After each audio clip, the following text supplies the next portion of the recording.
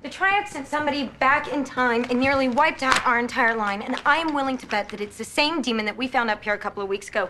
Now, if you guys don't want to take that seriously, that's your business. Me, I'm on a mission. Be on a mission. It means you are taking on a specific task that you consider to be extremely important. To have a specific goal in mind. To be determined to do or get what you want. Examples. How much? How much what? How much to let me have my firm?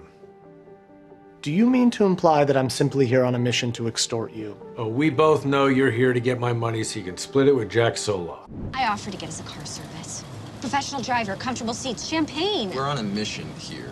We need to be able to move at any moment and tail people. Speed, if necessary. Speed! Please!